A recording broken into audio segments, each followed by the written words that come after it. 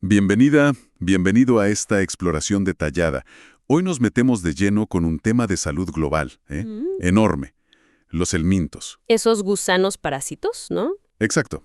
Afectan a cientos de millones de personas. Y vamos a ver los fármacos que usamos para combatirlos. Nuestra guía es el capítulo 68 de Goodman y Gilman sobre la quimioterapia de estas infecciones. Un texto de referencia, sí. Nuestra misión hoy, entender quiénes son estos invasores, silenciosos, cuáles son las armas farmacológicas principales que tenemos ¿Cómo funcionan esas armas, claro? y por qué son tan vitales. Hablamos de infecciones como ascariasis, esquistosomiasis. La escala es, difícil de imaginar, la verdad. Absolutamente.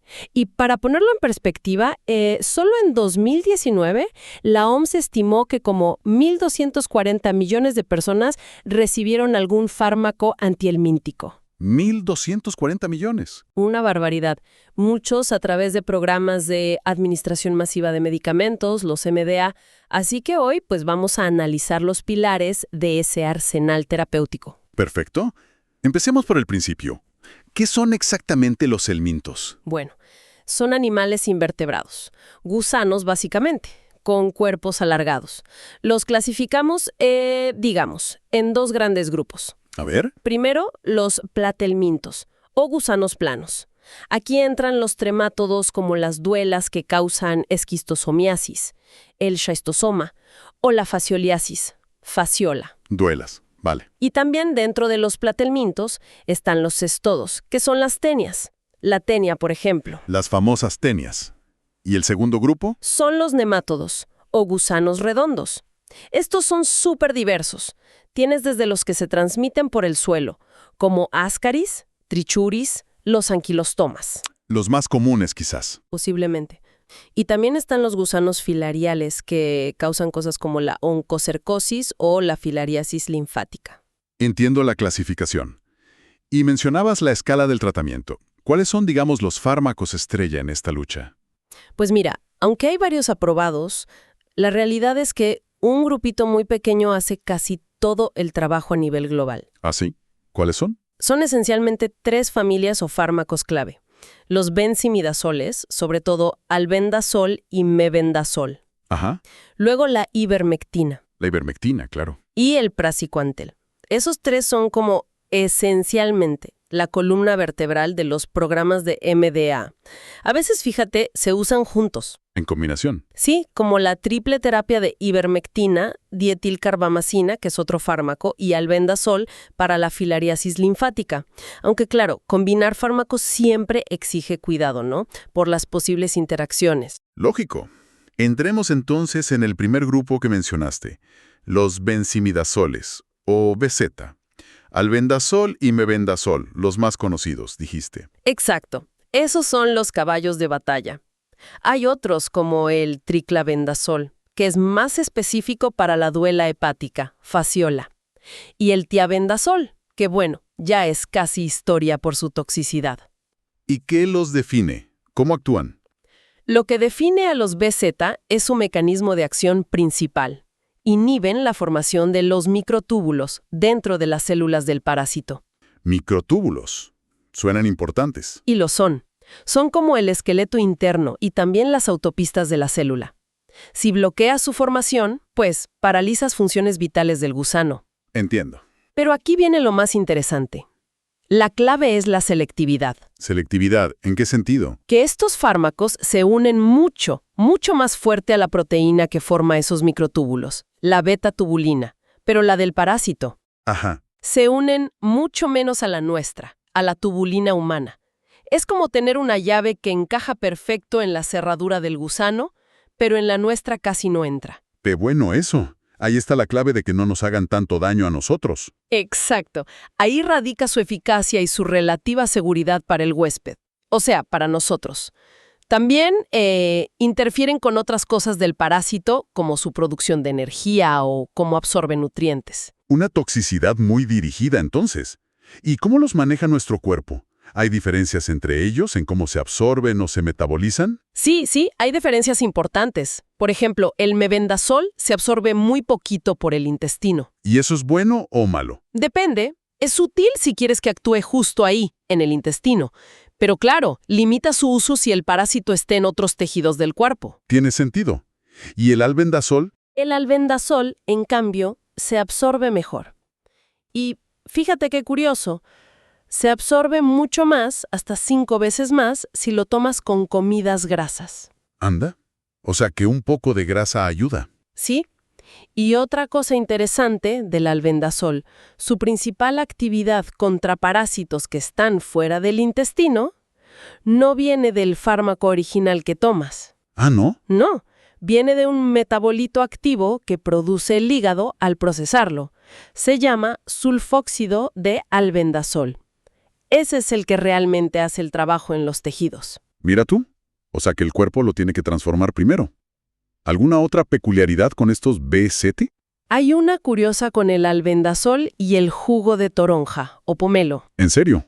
¿Qué pasa? Parece que puede aumentar los niveles de ese metabolito activo, el sulfóxido, pero a la vez como que acelera su eliminación, probablemente porque inhibe una enzima en el intestino, la CYP3A4. Qué complejo. Pequeños detalles dietéticos que pueden influir, ¿eh? Exacto, cosas a tener en cuenta. Fascinante. Ahora, la pregunta clave. ¿Para qué se usan principalmente estos benzimidazoles? ¿Cuáles son sus indicaciones estrella? El albendazol tiene un espectro súper amplio. Es muy eficaz contra los nemátodos intestinales más comunes. Ascaris, trichuris, los anquilostomas. Los que nombraste antes. Esos mismos. Una sola dosis de 400 miligramos es el estándar en muchos programas de control masivo para mayores de 2 años. Para anquilostomas y trichuris, a veces un tratamiento de 3 días funciona mejor. Vale. ¿Y fuera del intestino? También, es el fármaco de elección para la enfermedad hidatídica.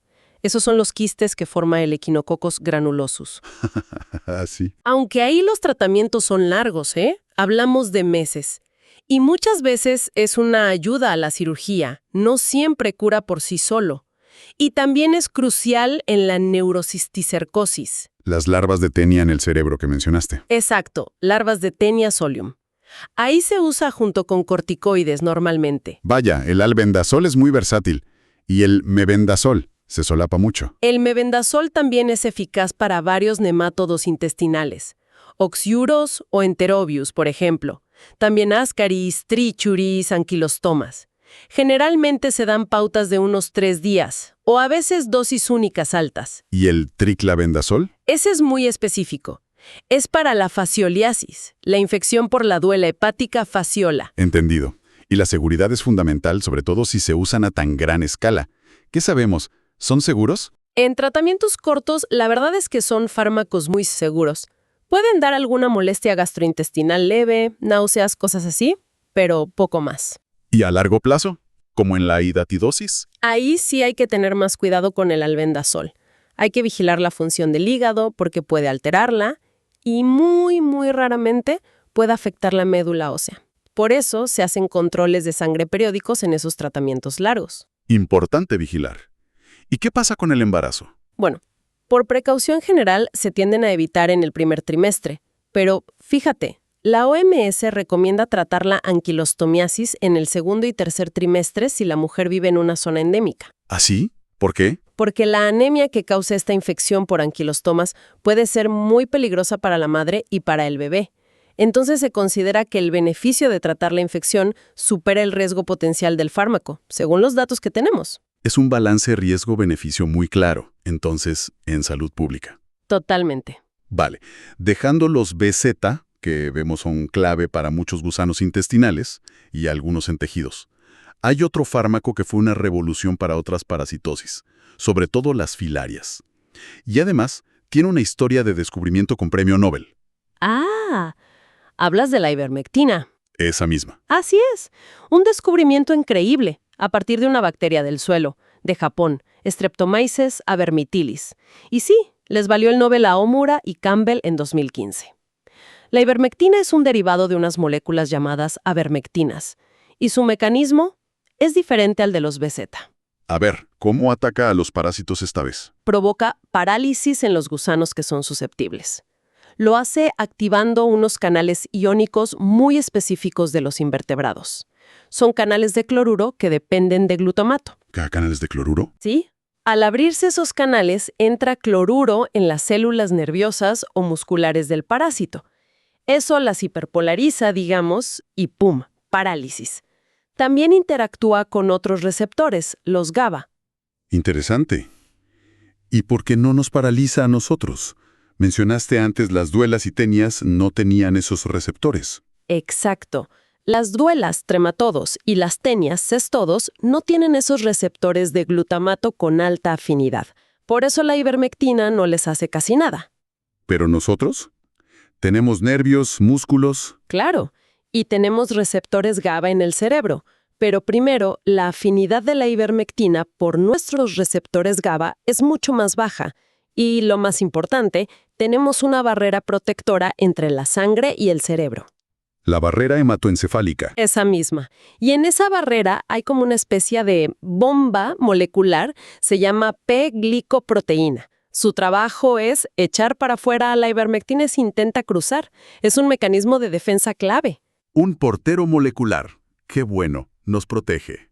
Y en cuanto a cómo se mueve por el cuerpo, ¿algo destacable de la ivermectina? Pues tiene una vida media bastante larga. Más de 2 días, unas 57 horas. Bastante. Sí, eso significa que permanece en el cuerpo un tiempo considerable, y eso permite darla con poca frecuencia. A menudo una sola dosis es suficiente para un ciclo de tratamiento. Se metaboliza en el hígado, por cierto. ¿Y sus principales aplicaciones? Mencionaste las filiarias. Sí, ahí es fundamental. Es el fármaco de elección para la oncocercosis, la llamada ceguera de los ríos. Cierto. Dosis periódicas cada 6 o 12 meses reducen muchísimo las microfilarias que están en la piel y en los ojos. Eso alivia ese picor terrible y, sobre todo, previene la ceguera. Pero no cura del todo, dijiste. No es curativo en el sentido de que no mata muy bien a los gusanos adultos, pero controla la enfermedad de forma espectacular y corta la transmisión. También es clave en la filariasis linfática, a menudo en esa triple terapia que comentamos antes. Ajá. Y es el tratamiento de elección para la estrongiloidiasis. Aquí sí supera el albendazol. Además, tiene otros usos. Para la sarna, para los piojos, tanto oral como en loción. Suene muy, muy útil. Pero como todo fármaco potente, me imagino que tendrá sus peros. Efectos secundarios. Bueno, si la persona no tiene una infección por filarias, la verdad es que suele tolerarse muy bien. El problema viene cuando sí hay infección. ¿Qué pasa entonces? Generalmente, esta reacción con ivermectina es más leve que la que daba otro fármaco que se usaba antes, la DEC. Pero, cuidado, Sí. hay una situación de riesgo importante. En personas que tienen cargas muy, muy altas de otro tipo de filaria, la loa-loa. ¿Loa-loa? Sí, en esas personas la ivermectina puede desencadenar efectos neurológicos graves. Se ha descrito incluso encefalopatía. Es poco común, pero muy serio. Caray, eso es muy serio.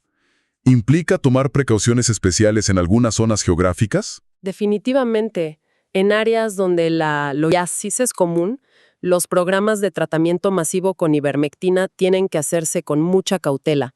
A veces se necesitan estrategias específicas para identificar y manejar a las personas que tienen más riesgo por alta carga de loa-loa. Ya veo. ¿Alguna otra precaución? Bueno, también hay cierta precaución en niños muy pequeños, por debajo de 15 kilos, y durante el embarazo y la lactancia. Aunque hay datos recientes que sugieren que podría ser segura en niños pequeños, pero aún falta más evidencia consolidada, digamos. Entendido. Tenemos los BZ para muchos nemátodos y algunos céstodos, la ivermectina para filarias, estrongiloides, ectoparásitos. Pero nos falta un jugador clave contra las duelas, especialmente los esquistosomas, que afectan a tantísima gente.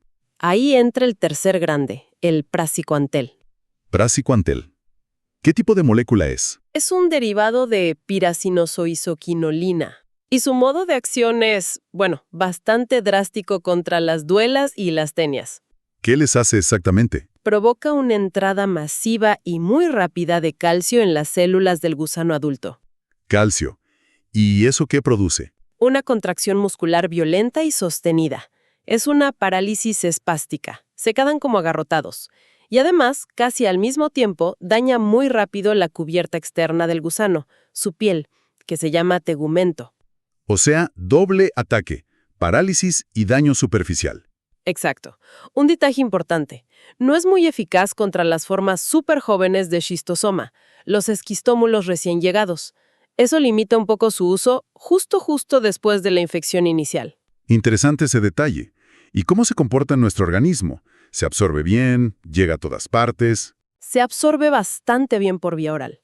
Y una característica clave es que atraviesa la barrera hematoencefálica. Ah, ¿cómo la ivermectina no hacía fácilmente? No tanto, el praziquantel sí cruza bien.